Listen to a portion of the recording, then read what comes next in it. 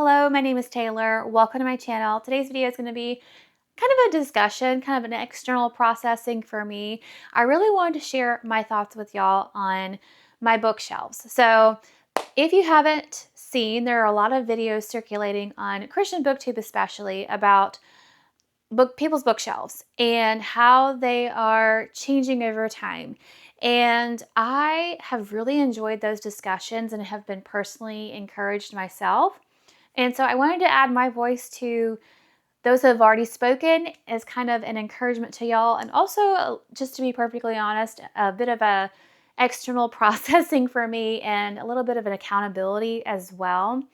So what I mean by that, let me just circle back to a year ago. So I have always been someone who loved books, have loved owning books, had dreamed of having a library. I think a lot of us have felt that way at some point in our lives, where we want Belle's library from the Beast Castle, right? Like books surrounding us, books everywhere. And that changed for me last year, rather kind of against my will. So if you don't know, I and my family moved from South Carolina up to Indiana, which is like a 10-hour drive. And yeah, we had a whole household for 4 people's needs that needed to come up. And, this was because my husband is going to graduate school. And yeah, it was a big move for us, and I'd never moved that far before, leaving all of our family and friends behind, leaving an entire way of life behind in my mind, because the South is just so culturally different, I feel like, from anywhere else. But anyways, whenever we were thinking about moving, and one of the things that came to mind for me was my shelves, because books take up space and books are heavy. And initially, I was pretty adamant. I'll be perfectly honest with y'all. I had a very selfish outlook on it in the beginning, because I'm like, these are my shelves. These are my books. I love books. They're like the one possession that I really enjoy having. And, most of the time, whenever you ask me what kind of gift I want, it's going to be a book. Like, I'm not really interested too much in other things. I mean, I have a couple of other hobbies, but I just haven't had as much consistency with those. Reading has pretty much always been consistent for my entire life. So when my husband was talking about moving that far, I was at first like, no, I am not getting rid of any of my books. I used to have this shelf and another little bit taller of a shelf, and then a third shelf. So I had 3 shelves, maybe a little bit more books on my kids' shelves that are like children's books that I'm kind of sharing with them. But for the most part, 3 shelves. And I'm like, that is not that big of a collection compared to other people.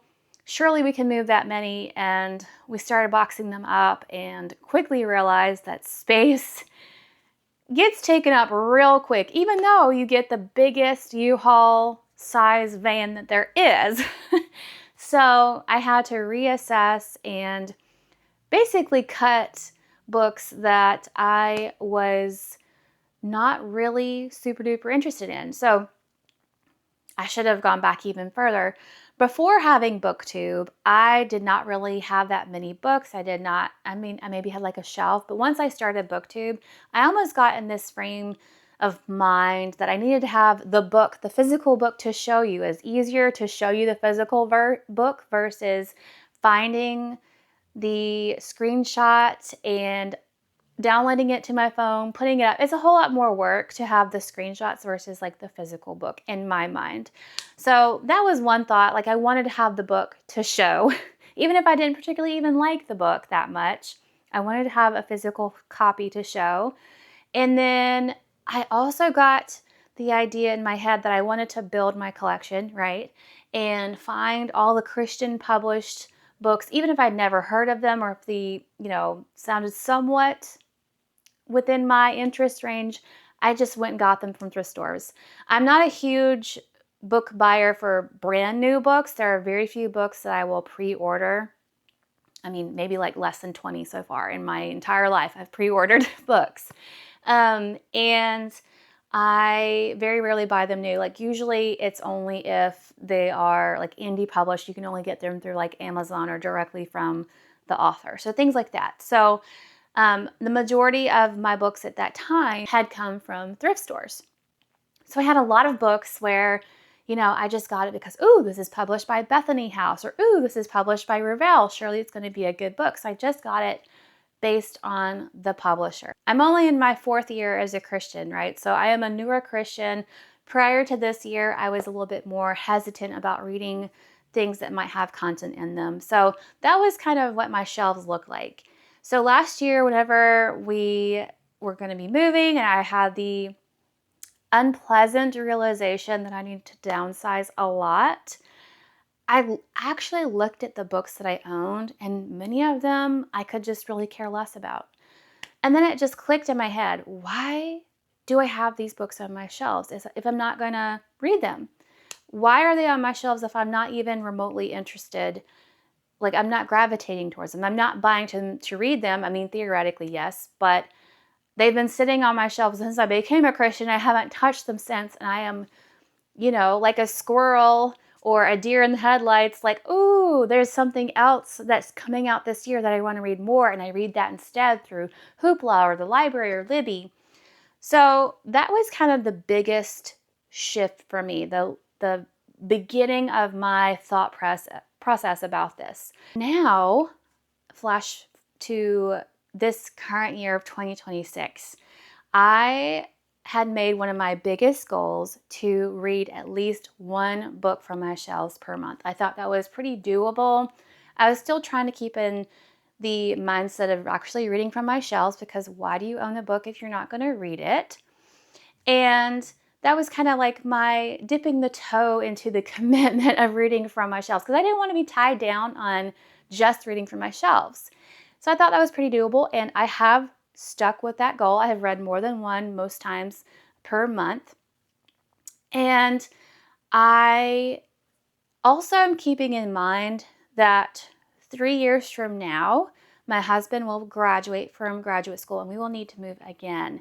And most likely, he will be going active duty, which is a transient type of lifestyle. You can stay in a place for like a year and then move again. So my shelves do need to stay smaller, just for pure necessity of a more transient than typical lifestyle. But also around this time, I discovered Victoria's channel, who I will have linked below. Victoria's channel is Hot Cocoa and Books, and she's a minimalist. And I have never actually met a minimalist, so it's like a completely different lifestyle than what I'm used to or have known about. And I didn't think you could be a minimalist and a booktuber. Like, you think that you have to show the book and have the bookshelves behind you. I mean, it is pretty to look at. But watching her channel and seeing how she curates her reading experience, and she has a very, very small stack of books that she keeps. If you haven't subscribed to her, go do that. She has such wonderful reviews, and I just enjoy her channel so much. But anyway, so watching her channel, and then most recently, she did this video about minimalism in her book reading and kind of went into more detail about all of that.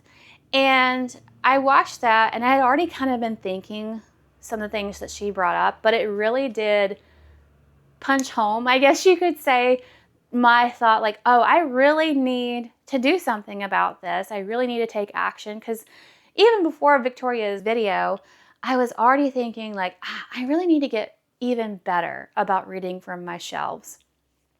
And I have come up with an idea that has just been more firmly put into my mind that I am going to do this after watching Victoria's video. I had an idea at the back of my mind for how to do that for next year that was kind of rolling around in the back of my mind before Victoria's video. And then after Victoria's video, I felt very convicted. And then I kept seeing other of my fellow booktubers making their own videos about action steps, about what they were doing to downsize their collection, keep the books that they're actually interested in. And so I'm like, I'm going to do this too. So that's why I'm kind of adding my voice to the mix. I hope it's not too redundant for y'all, but I just kind of wanted to share just another perspective of someone talking about this, and maybe a little bit, everybody's situation is different. So But yeah, I'm not saying that, you know, you have to do this or anything. I'm just saying that if you are thinking about it, it's almost kind of like a mind shift, because I previously was very much, I need to have a library, which is, I think, defined as 1,000 books or more. And that was my mindset. But life happened and life changed my mindset for me. And now, over time and positive peer influence, so I can see what actually it looks like to have hardly any books in your collection and actually reading the books you own from various different people. And yeah, I'm so encouraged by that. So I hope this is encouraging to you. So what I'm going to do is I'm going to show you the status of my shelves currently, what I currently own, talk about what I'm doing right now, and then my future plans. Okay, here are my shelves, and I have shown my shelves in a previous vlog not too long ago, but even since then, things have changed a little bit. But I just wanted to reiterate what I'm currently working with. So the brown shelf you'll see behind me in videos, and I used to have another shelf a little bit bigger than this, and I did not have this shelf. This is since we've moved to this house, and I did not used to have books on top of my desk. I did have a third shelf, which again, I'll show you in a minute, which has significantly decreased in size as far as how many books are on it. But I want to show you up close my current shelf situation. So here are my classics on this shelf that I have. It's not meant to be a shelf, but I've made it a shelf. So I have segregated them over here because I'm not typically a classics person, but there are a few of these that I have not read. Actually, a decent amount I have read. But anyways, I have them over here, and so I'll go into them real quick. So I have two editions of A Christmas Carol, because I do read that every year. I really enjoy this illustrated edition. I love this edition. It's a hardcover, and it's also got illustrations in it. Pardon my nail, I lost it. But anyways, I'm thinking that I will eventually give the hard copy one to my children so they have it for their collection. I do have multiple editions of Pride and Prejudice, two pretty editions and the one to read out of, because that is my favorite classic, adult classic, and I just love seeing the pretty editions. I may downsize those to just one copy eventually, but right now I have three, and I don't plan on getting any more. Let's see, I need to look at this one because I realized that I had read the copy of Adventures of Sherlock in this edition. I just finished it, and I realized that this is, I'm so confused by Sherlock, but I will definitely be keeping that one because it is such a pretty book with pretty illustrations. I won't open it up right now because one-handed problems, but The Secret Garden is a pretty edition. So like my classics are going to be my more prettier books. This one, I do really love North and South. However, I'm not the biggest fan of this edition because it's just a black spine. And I don't love that. I don't know why they did that. So I may get rid of this one and eventually get another copy, but for right now I'm keeping it because I really do love that story, and I am going to reread it at some point. I've never read Hind's Feet on High Places, but 2027, here we come. And The Lion, the Witch, and the Wardrobe. I have this pretty edition, which I've sewn several times, so y'all are probably tired of seeing it by now. The Chronicles of Narnia. I do have two editions of The Magician's Nephew because eventually I do want to get all 7 books in this illustrated edition, which is like the special ones, and these are kind of your more basic ones. But I plan on giving these to my kids because they're a little bit more beat up. I get those at like thrift stores, and I am missing some still. I need to get 2 and 7. So, but I do really want to get all 7 in the illustrated eventually. Going up here to the Sherlock Holmes, I just got this set not too long ago, and I've read up to here. I need to read the memoirs next. It's where this spot is right here. That's on deck next. And Anne of Green Gables, I love this story. I love this edition. So I'll be keeping that to reread with my kids eventually. Dracula, I am probably going to read that this October. And then y'all, this edition is just so fascinating to me. It's like a vintage Robin Hood, The Merry Adventures of Robin Hood. And it's such a cool looking book. So I had randomly got that from Mr. K's one day, and I wasn't especially looking to read Robin Hood, but I thought it was a really cool book, and I can try Robin Hood. More working our way over here. So I have 2 shelves for my favorites. So these are books that I have rated at least 4 to 5 stars, and that I'm going to keep doing. I'm only going to be keeping books that are at least 4 to 5 stars, my all-time favorite books, because theoretically I could reread these one day, and or I want to be able to share these with my kids, have like a library of curated books that I would really recommend to my kids. So up here are some of my middle grade favorites.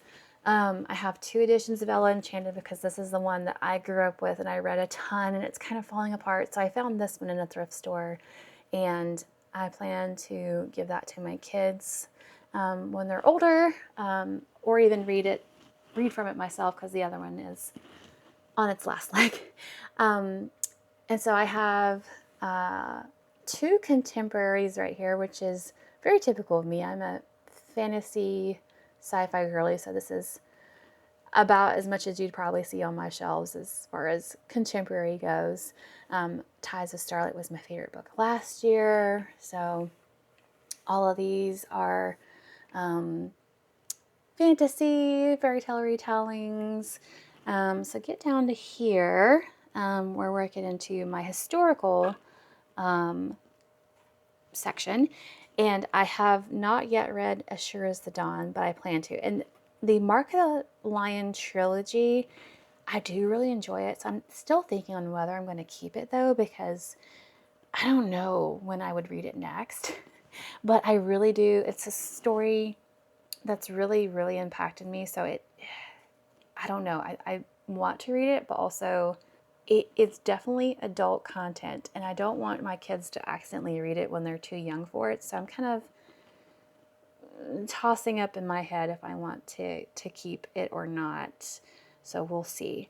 The Timeless series, but right here is whenever we start the books I have not yet read. They're just kind of hanging out here for just reasons. They couldn't fit on this shelf, so they got booted up here next to my favorites.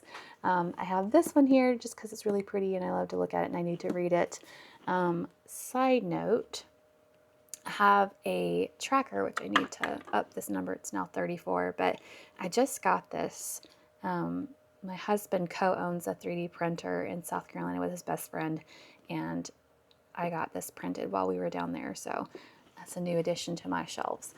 Down here is my fantasy to be read. I have a whole series. Well, actually, it starts here. These are part of a different series. This is a 12-book series with like 2 novellas in it. I have read book 1 and really, really enjoyed it, and I decided to buy the whole series because they are beautiful books. And I had a strong suspicion that I would enjoy them.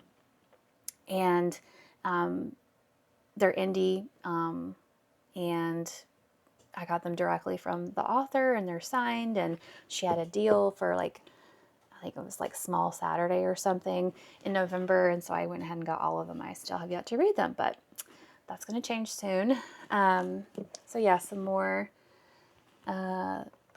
fantasy right there. And so getting down here to this shelf, I still have a little bit of fantasy, but then we get into historical.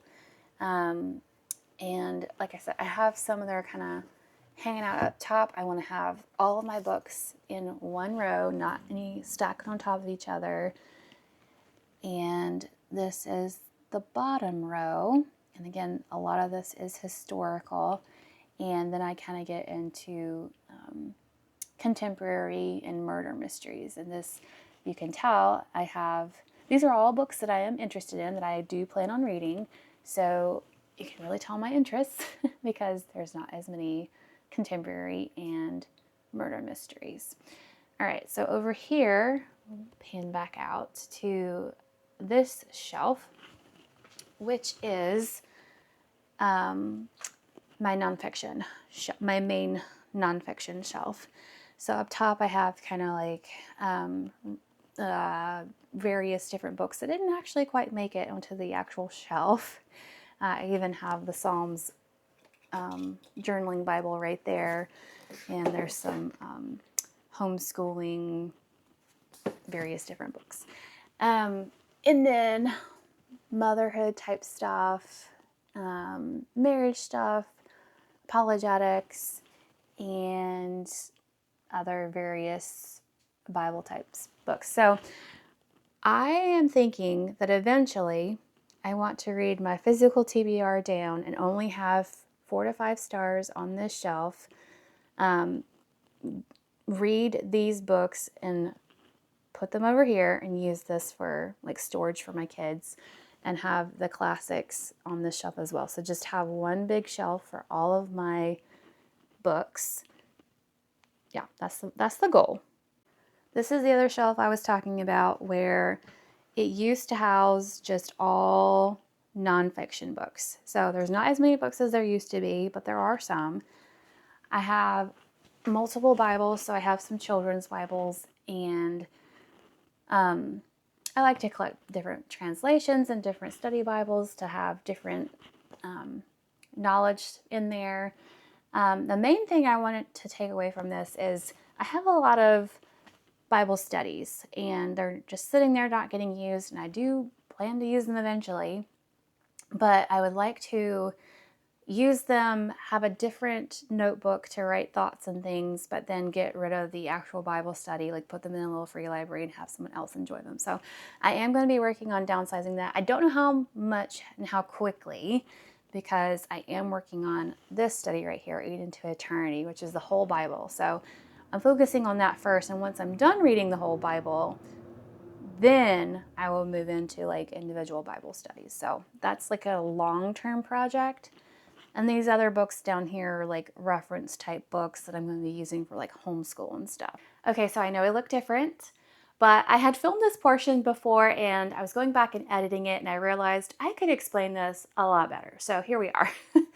But y'all heard from my previous clips that I want to move all the books up here onto this shelf, and all of the books behind me on my nonfiction shelf all onto this one shelf. I'm kind of excluding my reference books. They're just going to be hanging out over here. So this will be, hopefully, my main reading shelf moving forward. So essentially, my long-term goal is to have a very small physical TBR. Maybe like one shelf worth, maybe less than that. I'm not really sure. But in order to reach that goal, in 2027, I am planning on reading exclusively from my owned books, my physical owned books, with one exception. Well, 3 exceptions. So the first exception is if I have like a lot of like, this is book 2, I need book 1. But if I have a part of a series and I want to finish out the series, I can do that. So that's my first exception. My second exception is 1 book per quarter. I will have the option of reading outside of my shelves. So I can get things physically from the library, from Libby or Hoopla, maybe a friend lets me borrow something. So outside of my shelves, maybe even a Kindle book that I don't already physically own, I can read 1 time per quarter. That kind of gives me more flexibility, so I don't feel like I'm chained to my bookshelves. I have the option to read some newer releases, so I feel like that's a good compromise to really work down my goal, but also have a little bit more variety outside of my shelves. The third exception is just also December. I typically read Christmas books in December. I don't really own any other than 2 that I've already read, so December will be my other time of exception. So that's my goal for 2027. It may change a little bit, but I also may even start this sooner. I'm thinking right now, I may start this in September. I do have one buddy read on deck for September, but I may just make that my one time per quarter exception to my rule. I also wanted to clarify that this is mainly focusing on my fiction shelves. My nonfiction, I know I'm a slower nonfiction reader. I mean, I read like maybe 2 or 3 a year, if that. So if I read any more than that from what I own, I'll be happy. But eventually I do want to read all of them. It just might take me a little longer than a year, and I'm okay with that. I may eventually just decide, hey, I'm not really a nonfiction person. Maybe I shouldn't own as many. And some of these are, I have plans to read for like when my kids are a lot older. So I'm kind of hanging on to them right now just because I found them for really cheap. But anyways, I just wanted to share, that's my thought process of what I'm going to do. It's not a push for anybody else to do something similar or any kind of judgment if you choose not to. I just wanted to share my own thoughts and maybe be an inspiration for someone else trying something similar if you haven't thought to do this. But anyways, I appreciate you watching. If you have made it this far in the video, please leave me a book stack emoji. I really appreciate it. And yeah, y'all have a great day. Bye, y'all.